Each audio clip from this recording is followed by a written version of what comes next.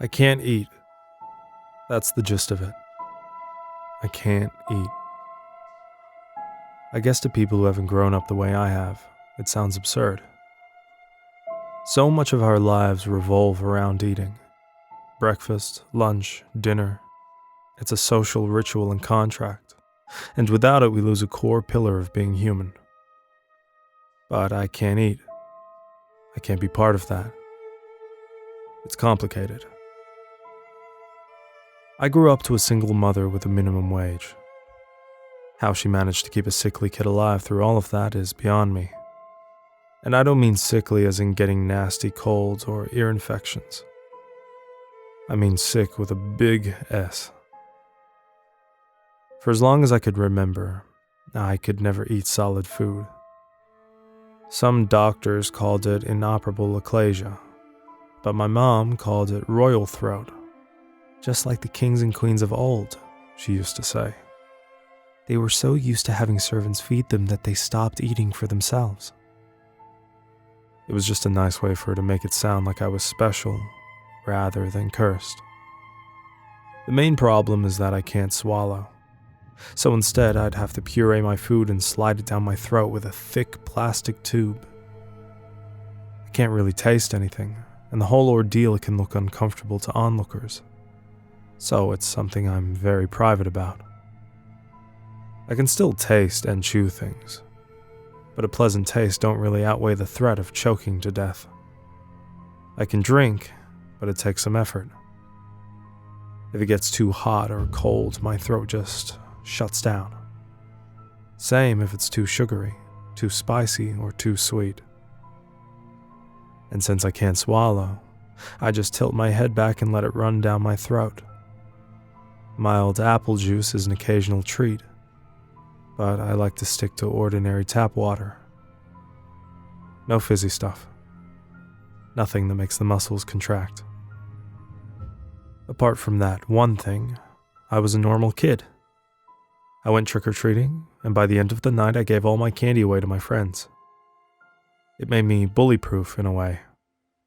To them, I was weird, but it was the kind of weirdness that paid off. Whenever someone handed out candy, or fruit, or freebies, I passed mine along to those who treated me well. "You're like a truffle pig," my buddy Dawson used to say. "You get to sniff out all the good stuff, but you can't have any yourself." And that's where the nickname started. Truffle Pig. I don't know if it's some kind of myth or urban legend, but it's said that truffle pigs can never be allowed to eat the truffles they're trained to find. If they do, they're useless. They get so preoccupied with finding truffles for themselves that there's nothing left. They get a taste for it and it's all over. I got the occasional jab and mean look about the nickname, but most of them said it with love. It wasn't mean-spirited. It went from Truffle Pig to Truffles to Ruffles to just Rough or Ruffy. And I guess that name's stuck around ever since. I graduated from high school and got a job on a clam boat. Not a fancy job, but I've always loved the sea. I never get seasick or car sick or anything like that. Maybe a side effect from having a strange stomach. So when a spot opened, I was first in line. Did it for a summer as a practice run and got hired full-time a month later. Great pay, decent benefits. We usually worked on smaller vessels, inshore boats. Smaller yields that could turn a surprising profit at the local seafood markets. Whatever we could get our hands on, we could sell at a huge markup. There wasn't a single Christmas where I didn't go home with a bonus. I'd end up being the designated driver whenever I went out with the guys. They'd sometimes forget about my deal and bring me a beer or scotch, and they'd end up getting an extra one. I'd stare at that bowl of spicy peanuts in the middle of the table and wonder, what'd it be like to pig out on them? Stuff my face full and go to town. To feel the crunch in my teeth, resonating in my jaw. But that'd send me straight to hospital. Or the morgue. A yellow building just down the street. Truffle Pig, look but don't taste. Mom passed when I was 27. It wasn't sudden or dramatic. It was the result of a lengthy battle coming to an end. I held a speech at her wake. divided her possessions among her living relatives, packed all her things in brand new cardboard from the tool shop, picking apart a careful knick-knack ecosystem where everything has a place, leaving only pale walls and dust bunnies. It was kind of funny though. There was this one picture of her and I from when I was just an infant. Back then I had brown eyes and hair. I thought it was someone else at first, seeing as how I now have my mother's blonde hair with green eyes. But there was a note on the back confirming that it was, in fact, our first picture together. I was offered a few days off work to get my affairs in order, but I declined. Stepping away from my routine underlines how painful the change is. By declining it, you're robbing it of its power. That's what I thought, at least. But when it rains, it pours.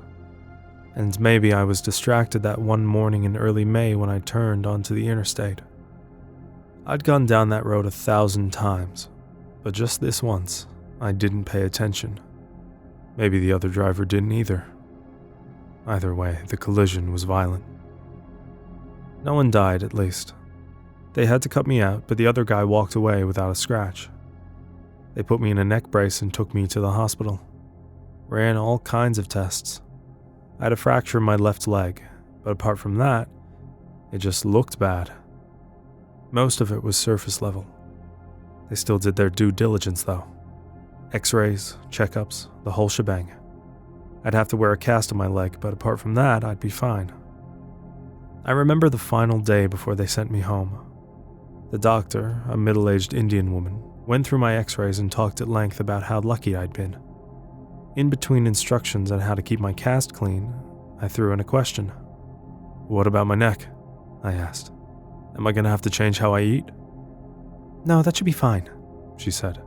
"Why do you ask?" "The achalasia," I said. "It's inoperable. Should be in my file." "Achalasia?" She looked at me for a couple of seconds, then back up at the x-ray.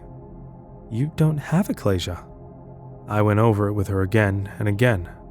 I told her I'd been diagnosed as an infant, that had stuck with me all my life, that my throat was atrophied and that I could only have pureed food pushed down my throat with a tube. Royal throat, like the kings and queens of old. "I know what you're referring to," she said, "but I don't know what to tell you. You don't have it. From what I can see, you've never had it." She pointed at the x-rays and explained how to recognize it, and that there were no signs of it in any way. I was perfectly fine. I just had to practice eating. "If you've been doing this for so long, chances are you'll never get used to it," she admitted. "But physically, there's nothing wrong. But it's going to take time adjusting to." I walked out of there on crutches, but I barely even paid attention to the leg. I couldn't believe it. All this time, I could have been just like all the others. Someone must have misdiagnosed me. But there was nothing in my file suggesting there to even been a conversation about achalasia in my past. In those files, I was perfectly healthy. Always had been. I couldn't make sense of it. There had to be a reason I'd lived the way I had. I decided I would go through my mother's things to see if there was a hint. I had boxes to go through a second time. Maybe I'd missed something. I got a ride home from the hospital by my buddy Stevie. 40-something father of 3, soul of the earth kind of guy. The kind of person who has a pickup but doesn't mind helping you move, because that's just what you're supposed to do. He must have noticed I was a bit quieter than usual. "Don't worry about work, Ruffy," he said. "Give it a couple of weeks." "Thanks, but that ain't it," I said. "It's my throat." "Whiplash?" he asked. "Got an ache or something?" I explained to him what the doctor had said, that I was fine and always had been. I told him about the x-rays, how nothing showed, and how there was nothing in my files. Stevie got so caught up in the story that he almost missed a green light, making the guy behind us lean on the horn. Stevie snapped out of it and stepped on the gas. "That's fucked up," he said, making a left turn. "But I mean, that's good news too." "I suppose, yeah." I was going to have to get used to a new way of living. One where I could sit by the table and share a meal. I had a hard time wrapping my head around it. I was a bit scared. After all, what if I didn't like it? Could I just go back to pretending? But first, I had to give it a try. I couldn't just go trudging into a restaurant and order a ribeye. I had to try something small. I had Stevie drop me off at the supermarket. I bought some yogurt, cucumber, and chocolate ice cream. I asked him to join me in the kitchen. I figured it'd be for the best to have someone call for help if things went sideways. Like the doctor had said, even if I was physically okay, it'd take time getting used to the sensation. There aren't exactly any tutorials on how to eat. It's supposed to come naturally to us. It's not something you learn. We sat down at my kitchen table and I cracked open the yogurt. Stevie had a Coke. I didn't have any cutlery, so I had to grab a teaspoon from my mom's kitchen box. I dipped it in the yogurt, picked it up, and observed. My heart was beating out of my chest. "You alright?" Stevie asked. "Nervous." "Just try a little," he smiled. "Try to enjoy it." So I tried it. I let my tongue soak in the soft vanilla and acidic tang. I took a deep breath, leaned back, and just tried. I almost choked as my throat muscles cramped up, but it went well enough. It was wildly uncomfortable though. I coughed a little, but held up a hand to show Stevie I was okay. I tried a little more, and then some ice cream. It was difficult and I could feel an ache in my throat. I was flexing muscles I had hardly ever used. Over a painstakingly slow hour, I tried little bits and pieces of things. I was getting used to it, slowly but surely. I had to stop when I got to the cucumber though. I cut it up and tried eating it like mush. But part of the skin got stuck in the back of my throat. I ended up having a coughing fit. Stevie had to give me a couple of back slaps. We decided to pause for the day, but it was promising. I was feeling something I hadn't felt before. It was a new experience and I was getting better at it. "Give it a month," Stevie said. "By the time that leg cast is off, you'll be a brand new person." Over the next few days, I was stuck at home, waiting for my leg to heal. Meanwhile, I took some time going through my mom's stuff. Everything from old phone books to photo albums. There were a lot of baby pictures, but they weren't in a particular order. In most of them, I had blonde hair and green eyes, but there were a couple where it was still a clear brown. I could see a couple of things change in my mom, too. Her hair getting longer, the marks under her eyes growing deeper. But there were other things, too. There was this one picture where she was breastfeeding me, and another shortly after where she used a bottle. There was also one where she'd been in some sort of accident, wearing a bandage that reached up to her shoulder. All the while I was microdosing on food, little pieces of ice cream and yogurt, mashed potatoes and gravy, a strawberry sorbet. It took some time to get my throat moving, but after just a couple of days I could swallow with little to no problem. The first solid food I ate was a salty peanut. I bit down and chewed it for so long that my jaw ached, and when I finally swallowed, I could feel a tingle in my neck, like little puzzle pieces falling into place. I was so relieved I could cry. I ended up eating a whole bag, letting a rerun of Friends echo in the background. But all I could hear was the sweet crunch of peanuts breaking against my perfect enamel. It was such a filling sensation. Flavor, texture, mouthfeel. And with it all, the realization that I had so much more to experience. It was euphoric. I wanted to save the first time I had a big dinner for a special occasion with my work friends. Not just Stevie, but the whole crew. My cast was still healing, so I had some issue getting around, but that wasn't going to stop me from having a fantastic night. A proper steak dinner, a shrimp cocktail, garlic bread. I didn't hold back.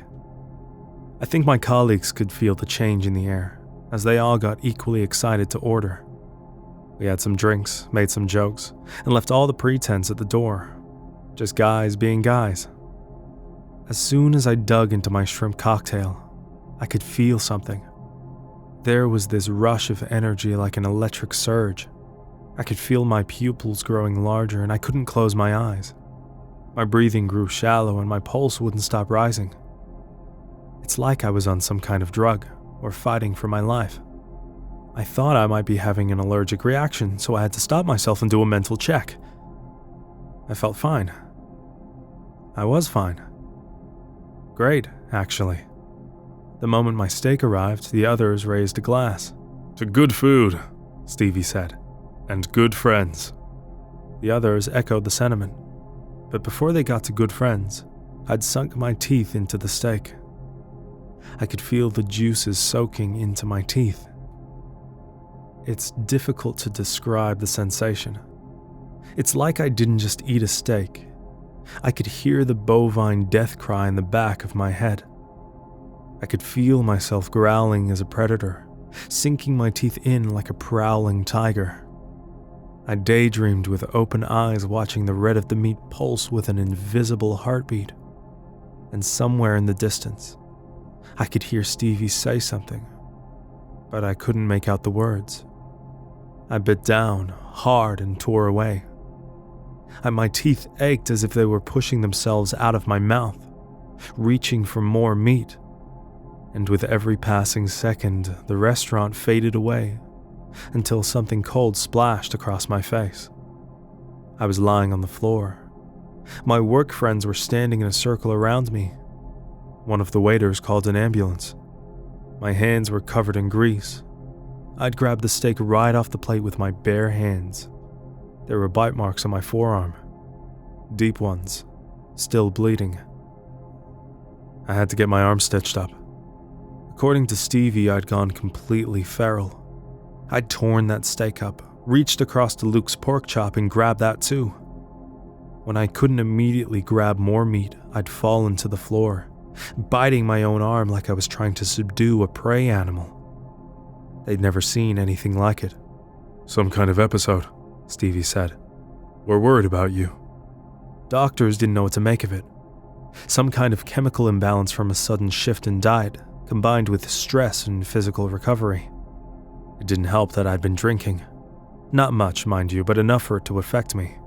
They couldn't point to a single instigating factor, and instead prescribed me with a kind of anti-anxiety medication. They were just throwing darts at the wall at that point. Coming home, I noticed something peculiar. There was a crack in the side of my cast. I'd just been at the hospital and had been fine, so it must have happened recently. I thought about going back there, but I flexed my leg a little and it felt fine. And in a couple of minutes, the whole cast peeled off. My leg was healed. Now, I'm no doctor, but I couldn't feel anything wrong with it. I could put pressure on it, walk, flex my foot, not even a hint of pain.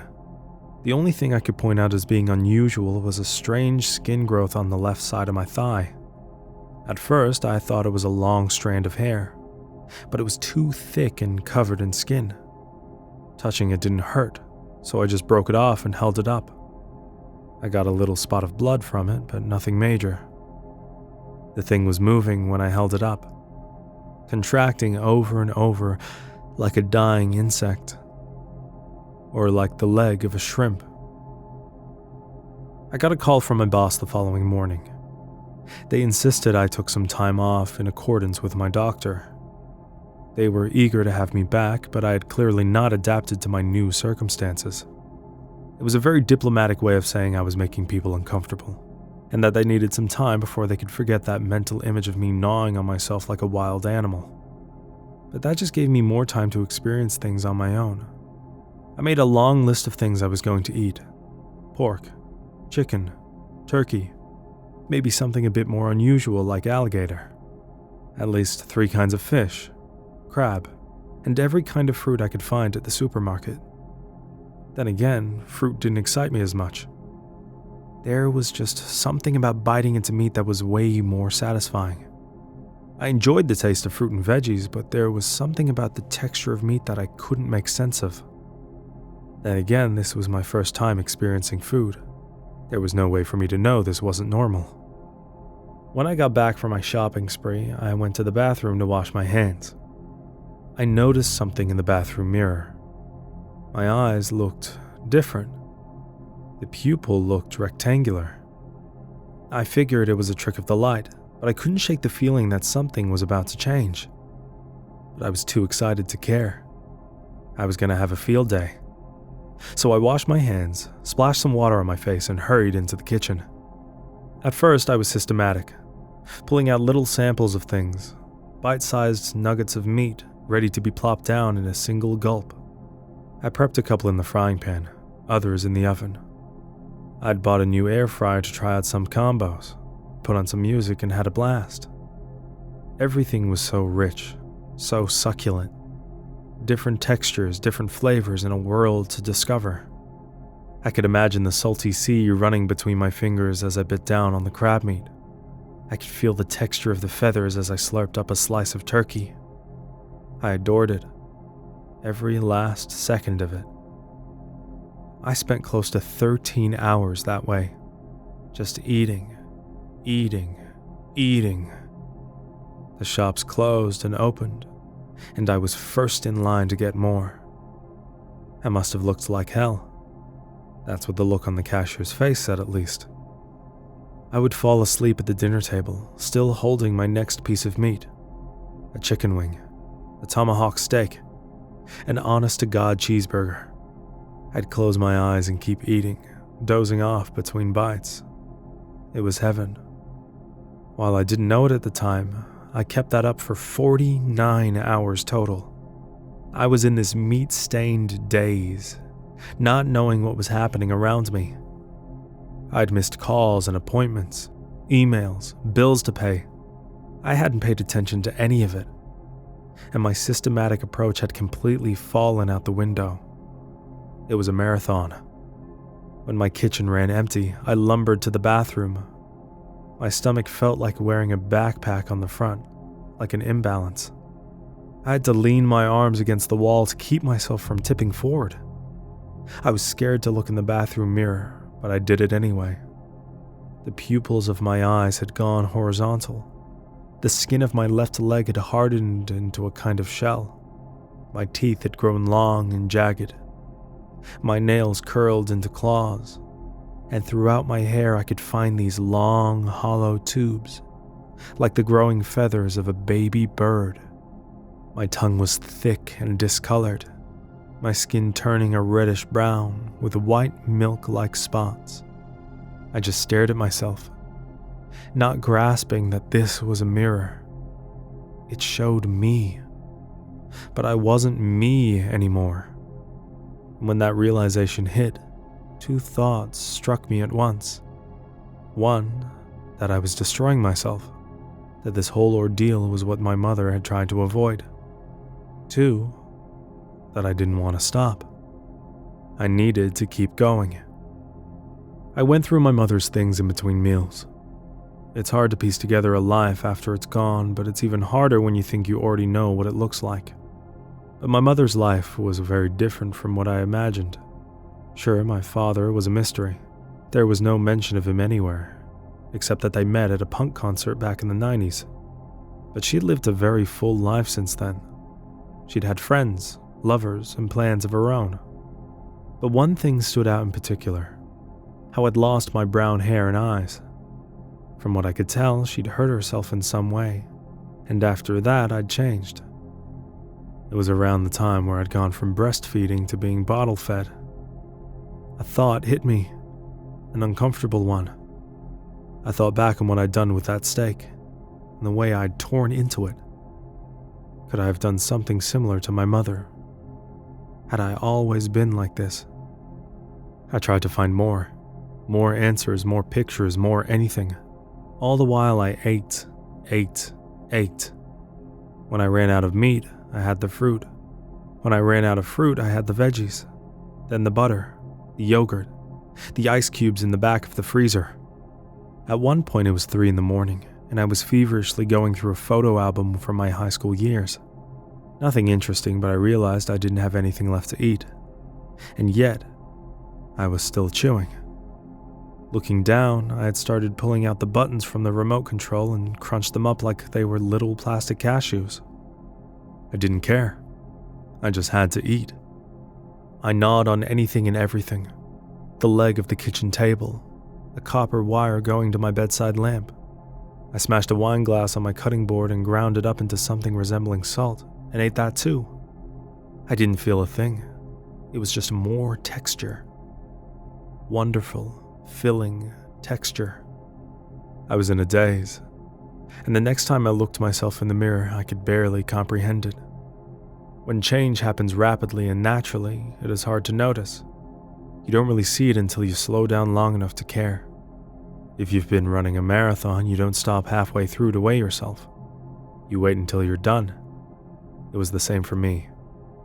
I didn't realize the changes until I'd slowed down long enough to reflect on them. I wasn't human anymore. My hands had turned into this amalgamation of hoof and claw. My back was bent over with a fish-like ridge running along my spine.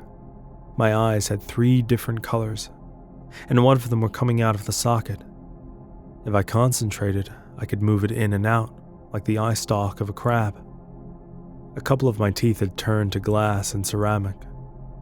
I could spot copper cables running under parts of my right bicep. Anything and everything I consumed with gusto had integrated into me, one way or another. I couldn't call for help. My fingerprint didn't register on my phone lock. I couldn't make words in my mouth to speak. I turned into a flesh prison. You are what you eat. I'd lost track of time. One day I'd have a tail dragging after me. Another I'd have a wing instead of an arm. My whole body was bubbling, like a boiling cauldron, shifting with every bite, but with nothing left to eat. It was devouring itself, eating the last parts of me that were human. I'd awakened a process that couldn't be stopped, and it would turn on itself instead of letting me starve. There was no one to call for help. I could barely close the blinds to my windows. I spent most of the time in the shower, drinking water straight from a busted pipe. I'd spend hours there, drinking, watching myself mutate. I could even affect it in a way. Another finger, I'd think, and there'd be another finger. But it was getting harder to think, to comprehend, to put thoughts together in a way that made sense. Perhaps more things changed than I realized. After all, the brain is as much an organ as the heart, the throat, and the tongue. I'd lose long periods of time to a hazy blur. I remember snatching a bird off the windowsill and eating it whole like popping a grape. I'd walk around gnawing on the curtains like they were long strands of spaghetti. But in a way, I knew I was losing myself. Whenever I had a moment of clarity, I could feel my heart sink into that empty pit in my stomach. I'm going away, I'd think. I'm losing myself. So with every fiber of my being, I grabbed a piece of paper, bit my finger, and wrote in blood, "Stay human." It's difficult to describe the mind of an animal. A part of you disappears. You don't think about inconvenience or what-ifs. You think about your next meal, where to sleep, and where to get water. You don't care if you knock over a lamp or pull out a cable. It's just noise. I remember watching that paper, knowing it said something. But the symbols didn't mean anything. It turned from words to scribbles. At one point, I mistook them for droppings and started to look for mice. Didn't find any. I didn't consider myself lost. I didn't consider anything. And for days, I lumbered back and forth, turning my home into a nest. Then, at some point, the symbols made sense. A rare moment of clarity. Stay human. I knew it was temporary. A matter of minutes, maybe an hour. I had to think of a plan. Something, anything that would make me stay human. Everything pointed to me taking on the properties of what I ate. So if I wanted to make myself human, there was only one solution. One grotesque, unthinkable solution. Now I could find something tasteful in everything I ate. Anything from glass to copper to wood and bone. But having to eat human meat to find myself, that was a line too far. But what choice did I have? I made a plan. It was a long shot, but it was the only one I could think of. I could feel myself slipping, so I tried to remember 3 things: the color of the building I had to go to, the direction I had to move, and that there was meat there. Color, direction, meat. I repeated it like a mantra. I remember standing by the front door, pressing my head against the wood. I could hear someone taking their sweet time to lock up and leave in the hallway outside. "Please, just go," I prayed. "You have to go." By the time they were gone, so was my mind. All that remained was color, direction, and meat. I made it outside. I followed the direction, looking for the color. A yellow building just down the street. I would run through the dense woods on all 4s, thundering like a hoofed gorilla. I could feel my body changing to sustain the momentum, my arms growing heavy. I had to force myself to keep going, to stay focused on the task at hand. There were so many distractions. Cars in the distance, voices, bright lights casting shadows on potential prey. But I followed the direction in my mind, and I saw the building with the color. And I knew there'd be meat. I didn't even notice the locked door. I walked straight through like it was made of paper. There was no guard there, thankfully. If I had the mind to read, I would have noticed the sign of County Morgue. I would know what the smell from the metal boxes meant. But in the mind of an animal, you don't care about the name of your prey. You don't give meaning to your actions. You just take what you want and make it your own. So that's what I did. I'm not going to go into detail. I can't. I remember every bite, but I can't bring myself to put it into words. A man who died from a heart attack. An older woman who'd broken her neck. I pulled them out and did what animals do. Meat, bone, organ. Later, the papers would say it was a bear. They weren't entirely wrong, I suppose. I lumbered home, dragging my bloated stomach through the woods. I'd feel my senses returning to me, a mind becoming human. But with that realization came understanding in what I'd done, and the searing emotional pain that ensued. I lay there among the berry bushes and the blue sunflowers outside my apartment complex, hoping no one would see me as I waited for an opportunity to go home. But honestly, at that moment, I think I rather would have died. So here we are, back at the start. I can't eat. My hair has grown out into a mix of black and gray, a combination of the 2 people missing from the morgue. My face still looks like my own. I guess that part was still buried somewhere deep in me. I'm a little taller and a little heavier, but my colleagues have chalked that up to a change in diet. I've gone back to an all-puree lifestyle. The same old bottle pushing straight into my gut. I can't allow myself to be lost to sensation again. I treat myself to some fruit every now and then, and the occasional drink, but I don't eat full meals. I don't want to tempt fate any more than I already have. I'm back at my job and I think I'm doing all right. People are looking at me like they always have. No one questions that I've gone back to what works for me. They could see for themselves that something didn't sit quite right when I started eating. They didn't want to see that roughie again, and that's fine with me. Of course, I want to know more, but the only person who could tell me for sure has passed on. There are no more leads, no more signs. The only thing I could find was a curiosity among my mom's old letters. I had missed it once because it was stuck in her collection of birthday cards. But there was a handwritten note from an anonymous sender. "I told you not to breastfeed him." No name, no signature, just messy handwriting on a crumpled up piece of yellow paper.